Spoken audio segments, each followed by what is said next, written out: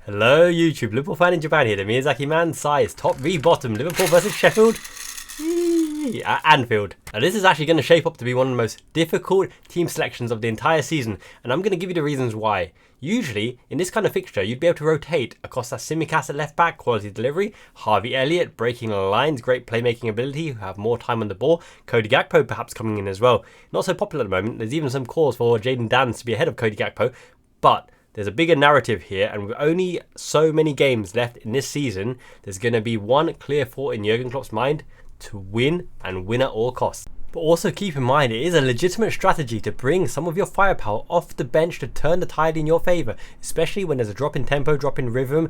If Sheffield United have a bit of possession, a bit of play, bringing on Nunes, bringing on a Salah, bringing on a Lucho Diaz, a Curtis Jones, a Gravenberch, a Harvey Elliott, a lot of these are game changers off the bench and actually can reignite that tempo, that rhythm, that fire. They want to show what they're about, command the starting place against Man United. So even if they don't start the match, they can have a big part to play. So it's not necessarily always going strong from the start that is in your best favour, especially because someone like Darwin Núñez, here's a narrative for you, he's got like 8 yellow cards or something, right? I think if you get 10 yellow cards this season, you get a suspension, an automatic suspension. But I think if he avoids 2 yellow cards in the next 3 games, if my calculations are correct, it resets, so he will avoid the suspension, and therefore Núñez, don't go too crazy, don't go all Chaos Fury, hang in there my son, play the way you normally play and make a scream, Núñez, Núñez. Yeah, let's get into it. But just before we do, I'll have you know, at Haneda Airport in Tokyo, Tokyo Banana seems to be one of the most popular souvenirs, and they've come out with this Tokyo Banana Kit Kat flavour. Now, how rowdy could this be? Look at this cute little banana thing at the back. Banana Kit Kat, he say? Ew. However, come in little cute little packages. Let's give it a one over. The Tokyo Banana thing is a little kind of a banana cream puff sponge cake type thing. It is really banana-y, but it's a Kit Kat. We know what Kit Kat's about. So much essence of banana. It's crunchy. It's not bad, you know. Let's get into it. So it's probably fair to say that Sheffield United come here not to play but to frustrate, to chase down lost causes. McBurney, Brereton Diaz running around, making a menace, a nuisance of themselves, packing it tight. Now look how frustrating this must be. They play a classic 3-5-2 formation, right? The strikers are workhorses. They'll run the channels. They'll chase lost causes. They'll go over the top in the ball, long ball, play off each other, flick off each other, and you're going to have someone in behind just chasing and trying to hassle while they stay tight and compact. It's not a 2 low blocks of 4. It's actually 3 defenders, solid, compact. Remember the Gerard Houllier days when we had Honcho, Hippier, Carragher, Babel. Really tight and compact. Gary Neville mentioned it's very hard to get through them, but they play 3 compact at the back, right back, and the side defenders covering the channels as well. So Diaz and Salah, if they play, will be finding it very hard to get space there, and then they have the 2 holders right in the middle there, causing the block. They can bypass the midfield and play direct into the channels, one off, looking to play the ball in and behind. It will be a big effort to break them down, but if we do break them down, they're going to have to come out unless they want a damage control and damage limitation. So on the whole, I think it's going to be a bit of a frustrating opening unless we have our patterns of play ready to break them down and really go for the throat. That being said, Liverpool's lineup, the classic 4-3-3 formation inversion into the bottom pivot to give us an extra man. It could very well be determining who plays in this particular matchup. Now, there's a few narratives, as I mentioned, as to who gets picked here. Usually, in this kind of fixture, if it comes early season, you'd be looking to rotate. Your Gravenberch comes in, your Tsimikas comes in, maybe your Kwanzaa comes in as well. Gakpo could be starting to unleash the side wingers, and we will explore different variations here, but we have to win every game now, and you have to win in style. And this is probably the ideal fixture to narrow the goal difference that Arsenal have ahead of us. You expect Arsenal to batter Luton, and it won't be the easiest game, but they'll probably come away with like a 2-0 or 3-1 victory. All being said, Arsenal are a great team. That at home, Luton don't pose much of a threat, but it could frustrate them. I really hope they can get away with a 0-0 or 1-1 or something in that regard, but it's unlikely. You expect Arsenal to go to top of the table temporarily until Liverpool play. Here is an opportunity to narrow the goal difference down. Does that mean we go strong? I personally believe Jurgen Klopp will go strong. Now, some players pick themselves. You have Keller here. You have Van Dijk. Van Dijk never needs a rest. He doesn't run too much. He's just imperious. Rolls Royce engine, hardly injured. Touch wood. Obviously, dirty Pickford aside, Van Dijk doesn't get injured. Mo Salah comes in because we're going to need goals, and he historically is our highest metric goal scorer, and he's an assister and a creator and a constant threat. Now the biggest decisions in this particular matchup: right back, left back, who partners Van Dijk, the construct of the midfield and the left winger, all up in the air. Now let's explore different options here. So in our strongest form at the moment, we have Gomez at left back and Conor Bradley at right back. Do I expect them to start against Man United? Most likely so. We have gone strong in the previous fixtures before Man United, and unfortunately we paid for it in the last round. A lot of people were very, very upset because people were tired, we were leggy, and we didn't show enough professionalism to see the game out even though we were ahead in FA Cup. But I do expect Joe Gomez, who's not put a foot wrong all season and probably been one of our outstanding players of the season every match, and does exactly what Klopp asks of him, the function that Klopp trusts him with on the pitch, he's done to a plumb. Similarly, Conor Bradley coming in for Trent Alexander-Arnold, there's an argument to be made that he's made just as big as impact as Trent Alexander-Arnold when he's breaking through and covering for him, and having not lost any shape or momentum, but actually having attacking threat and defensive solidarity, and not putting a foot wrong as well. Conor Bradley, Joe Gomez probably cemented for that Man United fixture, unless Robertson really is outstanding in training, then there's an argument that he starts left back as well. I don't think Trent will make it. Diogo Jota is an outside chance of making the lineup against Man United, but he'll probably be rested, if not just on the bench. Okay, so partnering Van Dijk here. If Konate does not start this match, I do not think he starts against Man United. And Jero Kwanzaa has not put a foot wrong either, and he comes in and he's reliable, and you wouldn't, hesitate for a second to say, okay, powerful lineup, well versed, solid, reliable, and quality as well. So does Konate start this match? I think he actually needs to start this match to have any chance against Man United. And it'll be very, very telling as well, because if he is fit enough to start, I think Konate does start, because with McBurney and Brereton Diaz running around causing nuisance, physicality, speed, stamina, Konate is an absolute colossal titan. Obviously him watching Shingeki no Kyojin anime Attack on Titan, he knows how to boff the enemy and puts on the front foot, and he can drive through as well. And you're going to need someone like a Matip, a Konate, even a Kwanzaa to run through the lines and break that initial press, those two forward lines who will be harassing our sixth position, harassing our fullbacks as well. So the more we can get someone to step into the midfield, the better. And if Konate is fit, his physicality and pace starts the match, and he could come off Kwanzaa around maybe the 60-minute mark. Now I've given an indication here of Man, Mount and Endo, because in this type of matchup, when they do get the ball, you want to get your foot stuck in straight away, turn over possession and be right in their face and right gung-ho in their throat again, attacking again and again, and eventually they'll break down the walls of Jericho. Break the walls down. I love my wrestling. Yes, Endo is well placed for that, and he's a machine and he's a beast. And I think if we get the job done, if he plays the enforcer, Man Mountain, Endo, Emperor, Biggie, he will earn a break around the 60-minute mark. But it could even be a 45-minute half-time switch to keep him fresh for Man United, because he is absolutely pivotal in the biggest of matches to win us back possession, get us on the front foot. And once you turn over possession, the opposition are out of position, out of place. They're stretched as well, because obviously they're committing players forward to give the person on the ball an option. So Endo is absolutely vital, but I do not think he will play the whole game. Now, if we really want to get an early lead, which means we can somewhat relax for the rest of the match, then the strongest midfield we can have is actually a question mark, because lately we've been playing all three of our brand new midfielders, and a lot of people would say that that's our strongest midfield, right? Szoboszlai and McAllister. And it's interesting how Szoboszlai has started on the left, because we've put so much faith in McAllister in the 8th position on the right hand side to play that through ball to Mo Salah, to cross it with aplomb, to put Núñez in on the sixpence in that right sided position, cutting in, dink, Núñez, header late against Forest, right, chopping him down.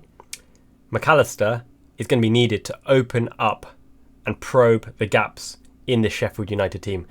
Saying that though, Harvey Elliott always comes in when you least expect him, because he's a playmaker. He's going to have a lot of the ball. We're going to have a lot of possession in here. He's very, very good at getting us on the front foot, and he, out of all our players, is probably the best at giving Salah the ball in the half space position, in this offensive half space position, and Elliott overlapping on the right hand side. So it's very much a toss up whether we value Szoboszlai's long ball shooting ability to break down a deep lying Sheffield United. Will he get that space, or will it be too congested to have a long shot, in which case you need silkier players who can roll the ball under their feet and slide someone in? There's a world here where Elliott starts, and if he does start, he starts on the right, because he always starts on the right, because he cuts in on the left foot, similar to Mo Salah, and he is predominantly a right-sided player, similar to Mo Salah. We hardly played him down on the left-hand side. It's just not Mo Salah and Elliott's preferred positions, and Klopp doesn't play them there. Now, if Elliott plays here, that means McAllister plays here, and it'll be interesting to see whether McAllister has the same sort of influence on the left-hand side. But of course he will. He's a class player. Everyone's laughing at the Caicedo fee, laughing at the Lavia fee. Enzo Fernandez, Caicedo being carried by McAllister for Argentina and for Brighton, all that kind of stuff, right? There's cause for Gravenberch to start, but I think if one of the two between Gravenberch and Elliott starts, it's more likely to be Elliott because he's been fitter for longer and he's earned his place and he's more likely to get an assist or a goal, even though Gravenberch can break the lines with a progressive run. But you'd imagine that in the tighter games where Elliott's intelligence is good to come on, Gravenberch's progressive runs when Sheffield United are tired will come on. So he'll come on for McAllister probably at the 60-minute mark, 55-minute mark, 70-minute mark. And that is how I see the midfield starting. Now, Curtis Jones could start because he's back in training, right? But Curtis Jones gets these annoying niggly injuries, and I want to keep him fresh. Coming on for a Camaro appearance, 20 minutes, which will give him enough time to get some energy and some rhythm, some tempo in the legs, playing around tiki-taka with the team, and fresh for Man United, because we probably need him in case we can't unlock the door. But saying that, Szoboszlai could very well start. It could be a mixture of any of them. It could even be McAllister at the base. If we want to go truly offensive, then McAllister can be at the base, and you could be a Gravenberch in front of him or Szoboszlai in front of him. But you'd be hard pressed to imagine that one of the three, McAllister, Endo, and Szoboszlai, perhaps doesn't start this game, and you introduce someone like Elliott or Gravenberch, because there are still games to play, but not that many games. So I'm going with this. I'm going with McAllister, Elliott, and Endo to give us a balance to win the ball back. McAllister and Endo as the perfect pivot, the perfect balance, the perfect pairing, world-class pairing that can do anyone, including Man City on the day, even with their Rodri, with their Kovacic, with their whoever they want to put in there, De Bruyne or Foden. Endo, McAllister, top notch. So I've already penned in Mo Salah here. Lucho Diaz has played the most minutes out of anyone in our team lately, I believe, including the Colombian international fixtures, and he's up and down Duracell Bunny Rabbit. But I think you need your Mercurial talents to break down a stubborn Sheffield United. If we can get ahead 2 goals before half-time, 2 goals in the lead, do we take off that offensive threat and give someone else a chance to impress? Now, it's not going to be relaxing, it's not going to be ole passing around, because we need to reduce that goal difference, and that's the big important thing for this particular fixture. But Lucho Diaz is predominantly our left winger, our starting left winger. Diogo Jota's not fit, hopefully back from Man United, as I mentioned. Gakpo can play left wing, that's his preferred position, but do you trust Gakpo to do what needs to be done to break down the opposition in the early half, or bring him on when legs are tiring, or does he start in the centre forward position, which gives us a different dynamic?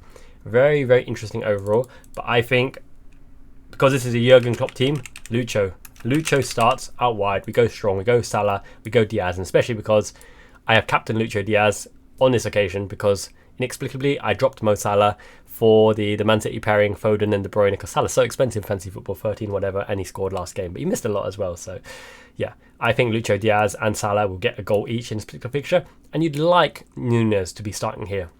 The strongest front three in the absence of Diogo Jota: Lucho Diaz, Núñez and Mo Salah, causing havoc, building up the rhythm, building up the tempo, getting that energy in the legs. But I am a little bit wary that Núñez passed a late fitness test, right, to appear in our last match, and is in and out of that particular game. Now, I don't want to overexert him, and I think Núñez is one of these enigmas that doesn't really need the tempo and the rhythm. He just turns up on a day and does what he does, and it might be a cracking, outstanding display where he bangs them in like against Newcastle on some appearances, or it could go off his shin, it could go off his arse, it can go off his ponytail, it can go off anywhere. You know, he might even be 360 turning and hit the back of his head, hits the post, hits his arse and goes in. It doesn't matter. Núñez is Núñez, he's an enigma, agent of chaos, and I don't think he particularly needs a rhythm because he's been playing every game anyway, right? So for the confidence, and because of his muscular injuries lately, and to keep him fresh but bring him on where he can still score, because when Sheffield United are tiring, you want to see Darwin Núñez coming on. That must be scary. I think Gakpo does start this game. Now, some people are calling for Jadon Danns, but Gakpo is a senior striker. There's no world that Klopp will kill Gakpo as a player with Jadon Danns starting in front of Gakpo if Gakpo is fit, right? Especially because Jadon Danns come back from concussion as well, right? Jadon Danns has his opportunity. He scored the goals. He's looking fresh. He's looking good. He's one of the England captains, right, for those youth level leagues. But Klopp, Linders and the team have faith in Gakpo. He's one of our players. He needs to be played into form and played in the strongest team to give him the opportunity to score. And he is a good shooter, right? He can shoot predominantly quite well as well. And this team can interchange and be quite effective against Sheffield United, who will sit back, who will absorb a lot of our offensive capabilities and try to frustrate us. Left back and right back will push on and bomb on, and I think this is the game that Tsimikas Tsimikas probably does start because one of Gomez and Bradley will need the rest for Man United. They've been playing non-stop and they've been doing absolutely splendidly well. But of all games, quality delivery. Now, I don't know why some people are saying Tsimikas hits the first man or Tsimikas hasn't got quality delivery or he's not the most offensive. He has top-notch quality delivery. Did you hear Curtis Jones and Gakpo? Tsimikas has the best left foot in the squad. Who else has a left foot in the squad? Salah. Elliot. And they chose Tsimikas. Kostas Tsimikas. The Scouse Greek Scouser fashion icon, ideal, extraordinaire. Kostas Tsimikas comes in, and to give the balance, I think Connor Bradley can break the lines and give us an opportunity to drive into their box. But with so much attacking threat and with so much possession based, let's go with a player who can shift the ball and rotate the ball and move the ball around. So Joe Galdini comes in, mainly because I see a world where Tsimikas constantly bombs into half-space position. Van Dijk covers the channel. Endo sits in the middle. Konate covers the line here. Wow, Gomez transitions. When Gomez transitions, we have the usual Konate-Van Dijk pairing where you can't beat them for pace. Gomez, Endo as a pivot. Elliot goes to the half space. Mo Salah starts out wide, but as usual, Mo Salah transitions inside and Elliot is the one that goes around the outside. These two in the half space position interchanging would be a nightmare for Sheffield United to carry on picking up because they'll slide the ball in and Gakpo would be the one picking up the ball, or it could be Lucho Diaz on the other side as well. And ultimately, I think it's going to be this kind of formation here, right? Elliot, Salah, McAllister, Gakpo, Lucho Diaz all interchanging, pulling the strings with McAllister, Endo winning the ball back, dropping into the free libero sweeper position when necessary, Gomez playing in between the lines, knitting the play, getting the ball out to Elliot inside, Salah outside, coming inside, Elliot outside, one of the two, whichever is in the position at the time to go into the space. Gakpo being the dummy runner, being the first person to lead the line, to lead the charge, to make those dummy runs so that Salah can cut inside and shoot across, or slide the ball to Diaz to run in with that offside goal as last time. Tsimikas in the half channel, hitting the ball round the outside to your Gakpo, to your Salah, Gomez, McAllister and Endo dominating that midfield cushion, recycling the ball and possession, getting the ball, playing it around again. These two interchanging will cause absolute havoc, right? Gakpo will be the selfless runner. He has to be the selfless runner here. And Lucho Diaz, the mercurial talent with Tsimikas overlapping around the outside or ball from deep, sits in that pocket there, okay? So what we have, ultimately, if they manage to get the ball, it's Gakpo, point of the diamond. Mo Salah, half space, on the right hand side with left foot options. Lucho Diaz half space on the left hand side with the right foot options. Elliot out wide being a transitional playmaker, getting the ball and playing the ball around. Tsimikas being long delivery or overlapping around the outside. I think that is a really, really offensive. And on the transition as well, we have the box that's always there to make sure that Sheffield United can't play out. We have insurance in Endo to win the ball and sweep around as well. If they really, really push deep, Van Dijk can't go wide, and we played Endo as the sweeper libero who runs through the midfield and breaks the line with that pass to the McAllister. Gomez could sit alongside as well, so it could be McAllister on either side, and then Lucho Diaz and Mo Salah in the half spaces, or Elliot in the half space and Mo Salah out wide. There is a world as well where Gakpo drops to the top of the diamond, right? Drops to the top of the diamond, which means that Lucho Diaz hanging around here forces Salah to be the main man in the middle, and we usually go to this kind of shape. Late in game because Salah knows how to hold up the play and play make and play the 1-2s and play the ball off when he's in the central position. When he's not given the ball as the final scoring man, he is able to link up the play and play it out wide and rotate and shuffle back into the middle and try to fashion a goal scoring opportunity. He's quite good as well on the break when they're under the cosh. Opposition have to commit forward to try to rescue something out of the game, driving forward. And how many times has he just run and shot it into goal, right? Even some of those fluffed weak shots you don't expect to go in, manages to go in somehow, because at the end of the day, he's our top goal scorer. He's the one who's the constant threat. And you wouldn't say that Lucho Diaz is more clinical and Gakpo is not more clinical. He's a better shooter, but he's not more clinical. He's low on confidence. In this team, it's Salah, baby, all day. That's going to score our chances. Ultimately, this is how we could set up with this particular personnel. But let me just show you some variations to this particular lineup, okay? So I have set this in a way that Salah, Lucho Diaz, Elliot, McAllister, Gakpo, and Tsimikas start in this rotation.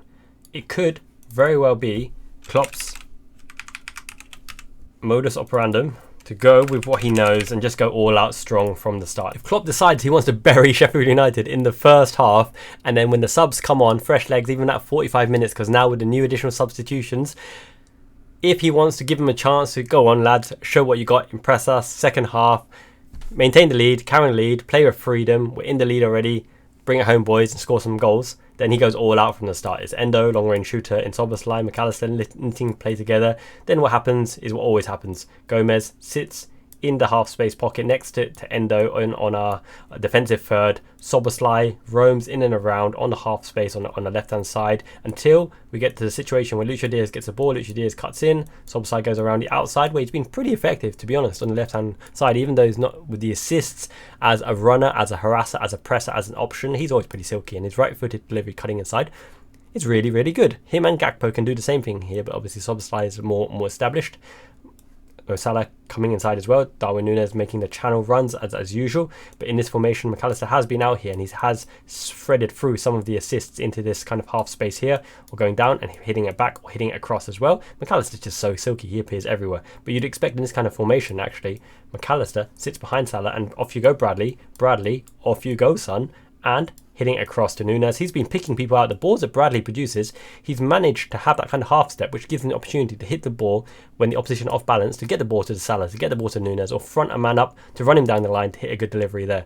And this actually looks a lot more scary. Szoboszlai's surprisingly decent in the air. Núñez is good in the air. Mo Salah waiting on the outside. Lucho Diaz waiting for the spills. Endo, Gomez, McAllister waiting to recycle the ball, recycle possession as well.